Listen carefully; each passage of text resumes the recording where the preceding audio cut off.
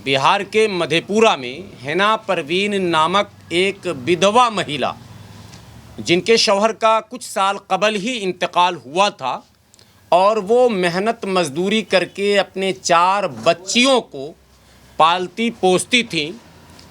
उस महिला हिना परवीन के साथ वहाँ के दबंगों के द्वारा न सिर्फ अपहरण किया गया बल्कि दुर्व्यवहार किया गया, सामूहिक बलात्कार किया गया और फिर निर्मम उसकी हत्या कर दी गई है।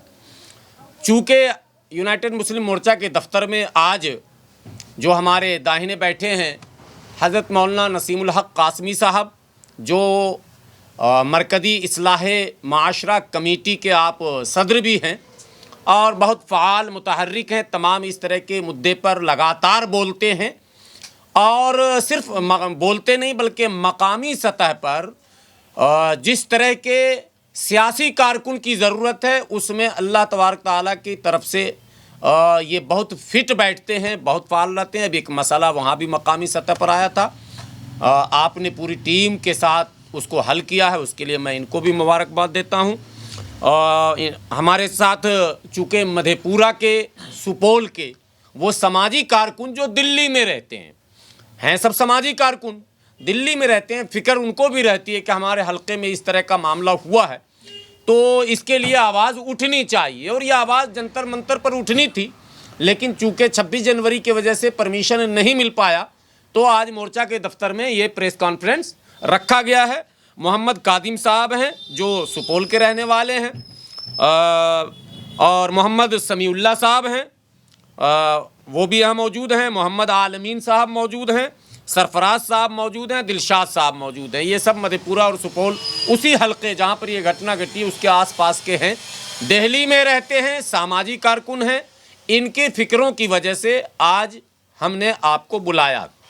ये इन्हीं को इसका सेहरा जाएगा, इन्होंने ही ये कोशिश की कि मजबूत आवाज़ कैसे उठाई जाए। पत्रकार बंधुओं, आपको ये पता है कि बिहार में इससे पहले नवादा और बिहार शरीफ के बीच एक मॉब लिंचिंग हुई थी अतहर नाम के एक नौजवान की।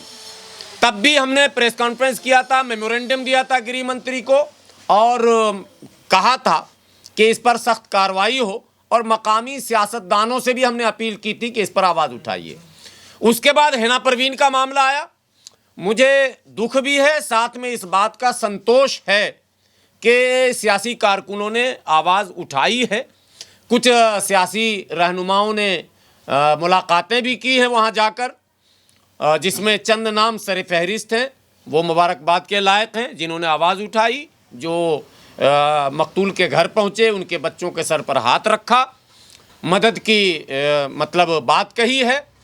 मैं उनका शुक्रगुजार हूँ और हमारे जितने भी साथी हैं वो सब उनके शुक्रगुजार हैं। गोड्डा में एक घटना घटी है अभी, जो मॉब लिंचिंग की, पप्पू अंसारी नाम के एक नौजवान का कत्ल कर दिया गया और उस पर सेम वही इल्ज़ाम जो किसी ज़माने में तबरेज़ अंसारी के ऊपर लगाया गया था, चोरी का इल्ज़ाम। एक नया ट्रेंड है, अतहर पर भी चोरी का इल्ज़ाम लगाया गया था, तबरेज़ अंसारी पर भी चोरी का इल्ज़ाम लगाया गया था और अब पप्पू अंसारी पर भी चोरी का इल्ज़ाम। ये एक नया ट्रेंड है। मैं बार बार कहता हूँ, पत्थरबाजी हो, चोरी हो, पुलिस पर हमले हो, भारत में संविधान है, न्यायिक व्यवस्था है और न्याय में जो BNS है उसमें सारे संहिताएँ अलग अलग परिभाषित की गई हैं कि किसकी क्या सज़ा होगी और जिसकी जो सज़ा होगी वही सज़ा होनी चाहिए। किसी की सज़ा मॉब लिंचिंग नहीं हो सकती है या मृत्युदंड नहीं हो सकता है। एक दूसरी बात है कि आवाम को कोई सज़ा देने का हक ही नहीं,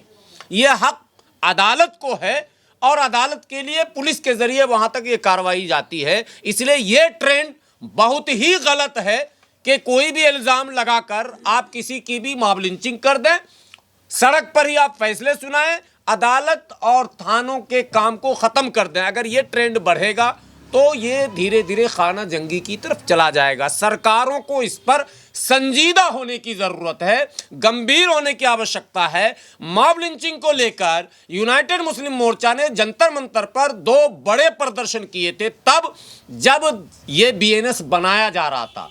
आपके इल्म में, आपके संज्ञान में ये बात दूं कि मॉब लिंचिंग के नाम पर संसद में बहस भी हुई और बीएनएस में उसका एक प्रावधान है मृत्युदंड का, लेकिन उस पर अमल नहीं हो रहा है।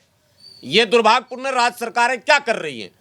नीतीश कुमार के बारे में कहा जाता है, मैं भी कहता था कि न्याय के साथ विकास करते हैं, लेकिन पिछले चंद वर्षों से न्याय नाम की चीज ही नहीं है। वहां लगातार कई खबरें, छपरा में मामला हुआ था, तब भी मैंने प्रेस कॉन्फ्रेंस किया था जब जलालपुर थाने के सामने मॉब लिंचिंग कर दी गई, मुस्लिम ड्राइवर को मार दिया गया था। नीतीश कुमार जी को मैंने मेमोरेंडम दिया था, कोई कार्रवाई नहीं हुई, यहां तक के जो उचित मुआवजे की बात कही गई नहीं हुई। फिर छपरा में एक मॉब लिंचिंग हुई एक कुरैशी की, फिर हम लोगों ने मेमोरेंडम दिया, फिर नीतीश कुमार जी ने कोई एक्शन नहीं लिया। नेता विपक्ष भी इस पर बहुत एग्रेसिव नहीं हुए। क्यों? कि छपरा में जो कुरैशी की मॉब लिंचिंग हुई थी उसमें भी समूह जो मारने वाला था, जो भीड़ थी, वो एक जाति विशेष जिसके विपक्ष के नेता आते हैं यानी यादव थे। हिना परवीन में भी जो मुल्जिमान हैं जिनका नाम आ रहा है उसमें यादव ही हैं, एक मुस्लिम का भी नाम आया है, रात उसका खुलासा हुआ है। मेरा मानना है कि चाहे मुल्जिम मेरा सगा भाई क्यों ना हो, आपको चूंकि उस ओहदे पर बैठाया गया जहां से पूरी रियासत में जो है लॉ एंड ऑर्डर को मेंटेन रखना है, तो फिर आप ये भेदभाव क्यों करते हैं। नेता प्रतिपक्ष से भी मैं यही कहता हूं कि आप अगर जाति विशेष को देखकर मौन धारण करेंगे। बीच में एडिशनल एक बात और बोल दूं, अगर अतहर की जो मॉब लिंचिंग अभी हुई नवादा रोह में, वहां भी मारने वाले यादव ही हैं। अब यह मसला बड़ा पेचीदा है कि विपक्ष पैर पीछे खींच ले रहा है जाति के नाम पर, सत्ता पक्ष पहले से अन्याय पर आतुर हो चुका है कि वो अल्पसंख्यकों के प्रति उनकी संवेदनहीनता पूरी तरह से प्रदर्शित हो चुकी है। उनके लिए कोई मायने ही नहीं रखता है। उनके नेता ये कहते हैं कि हमको वोट तक नहीं चाहिए। ऐसे में मरहुमा मकतूला हिना परवीन को न्याय कैसे मिलेगा। खबर यह है कि मुल्जिमान गिरफ्तार कर लिए गए, लेकिन क्या गिरफ्तारी मसले का हल है?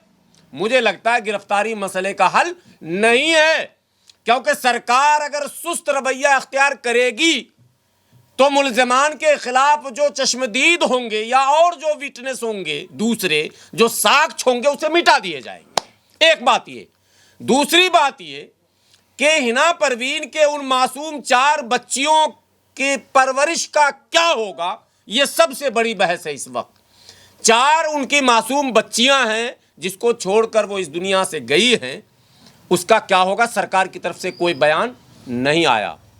आज इस प्रेस कॉन्फ्रेंस के माध्यम से माननीय नीतीश कुमार जी से और माननीय गृह मंत्री सम्राट चौधरी जी से, विपक्ष के नेता तेजस्वी यादव जी से और MIM के प्रदेश अध्यक्ष अख्तरुल ईमान साहब से हम ये गुजारिश करते हैं कि जब तक उन 4 बच्चियों के नाम सरकार के द्वारा 25-25 लाख रुपया उनके खाते में ना डाला जाए, इस लड़ाई को बीच में ना रोका जाए, और हम रोकेंगे भी नहीं। 1 करोड़ का मुआवजा हमने मांगा था, 6 बच्चियां 25-25 लाख रुपया 6 बच्चियों के खाते में जाए। ये तो एक चीज़ है जो उनके फ्यूचर के लिए। अभी सरेदस्त सरकार अपनी निगरानी में, चूंकि तहफ्फुज़ का मसला भी है, अनसिक्योर फैमिली है, बच्ची का मामला है, समाज में बहुत तरह के लोग घूम रहे हैं। उस मानसिकता के लोग जिसने हिना परवीन के साथ ऐसा किया, खुदा न करे, अल्लाह न करे कभी उनकी बच्चियों के साथ भी किसी की बुरी नज़र न लगे, चूंकि उनके देखने वाले, केयर करने वाले अब नहीं रहे दुनिया में। वालिद पहले ही चले गए थे, वालदा भी चली गई। अब उन 6 बच्चियों को सामाजिक सुरक्षा के साथ कानूनी सुरक्षा, दोनों की गारंटी सरकार को लेनी चाहिए। उसके लिए या तो स्पेशली उन 6 बच्चियों को सरकार अडॉप्ट करे, सरकार उसे उसके पुनर्वास का अपना निजी इंतजाम करे ताकि उन 6 बच्चियों का भविष्य सुरक्षित हो सके। अभी सबसे बड़ी चिंता यह है कि ऐसे हैवानों को जो लगातार अपनी हैवानियत से समाज में खौफ फैला रहे हैं, ऐसे हैवानों को कैसे सबक सिखाया जाए कानूनी, एक ये चैलेंज। दूसरा, जो वो मासूम बच्चियां हैं, हिना परवीन की बेटी, उन तमाम बेटियों को कैसे सुरक्षित किया जाए, उनके फ्यूचर को कैसे सिक्योर किया जाए, इन मुद्दों को लेकर समाज के सारे लोग चिंतित हैं। और इन्हीं चिंताओं को प्रकट करने के लिए आज आपको आमंत्रित किया गया है। मुझे उम्मीद है ये संदेश वहाँ तक जाएगा और हम लोग एक ज्वाइंट मेमोरेंडम भी माननीय गृह मंत्री अमित शाह जी को भी देंगे केंद्र में, बिहार के मुख्यमंत्री नीतीश कुमार जी को भी देंगे और बिहार के गृह मंत्री सम्राट चौधरी को भी देंगे। वो इंशाल्लाह कल हम लोग कुरियर से इसको रवाना करेंगे।